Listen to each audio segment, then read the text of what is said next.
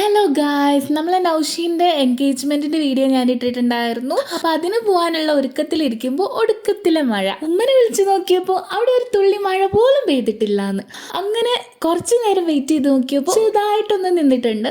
ആ മഴച്ചോർച്ചയിൽ തന്നെ നമ്മൾ നേരെ ഹാളിലേക്കാണ് പോയത്. ഹാളിൽ വെച്ചിട്ടായിരുന്നു പരിപാടി.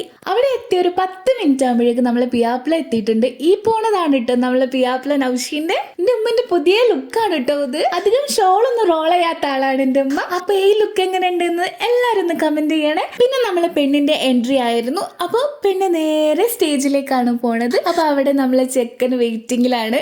അപ്പൊ പെണ്ണിന്റെ കൂടെ ഒരുപാട് തോഴികളും ഉണ്ട്. അങ്ങനെ അവർ കുറെ നേരം സ്റ്റേജിലൊക്കെ ഇരുന്ന് ഒരുപാട് ഫോട്ടോ വീഡിയോ ഒക്കെ എടുത്തു. പെണ്ണിന് എല്ലാവരും ഗിഫ്റ്റ് ഒക്കെ കൊടുത്തു. അങ്ങനെ അതിനുശേഷം അവരെല്ലാവരും ഫുഡ് കഴിക്കാനൊക്കെ പോയി. അപ്പൊ നമ്മള് സിയ, ഹയ, നെസാർ, ആയിഷു എല്ലാവരും നല്ല ആക്റ്റീവായിട്ടുണ്ടായിരുന്നു.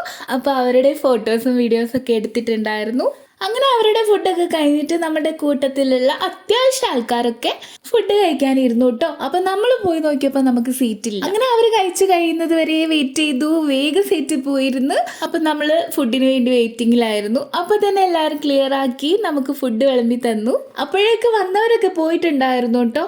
അപ്പോൾ നമ്മളെ ഫാമിലി മാത്രമേ ഉള്ളൂ ഇനി. അങ്ങനെ അടിപൊളി ബിരിയാണി ആയിരുന്നു കേട്ടോ. അപ്പോൾ അതും കഴിച്ചു. അതിൻ്റെ കൂടെ ചിക്കൻ എന്തോ സംഭവം എന്നറിയില്ല, ചിക്കൻ എന്തോ ചെയ്തിട്ടുണ്ട്. ഇത് അടിപൊളി ടേസ്റ്റ് ആയിരുന്നു കേട്ടോ. എല്ലാവർക്കും ഇഷ്ടമായിട്ടുണ്ട്. അതിൻ്റെ കൂടെ സാലഡും ഉണ്ടായിരുന്നു മിക്സ്ഡ്.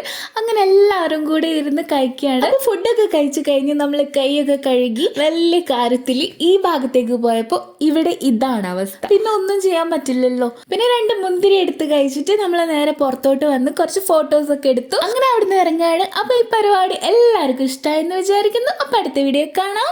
ബൈ.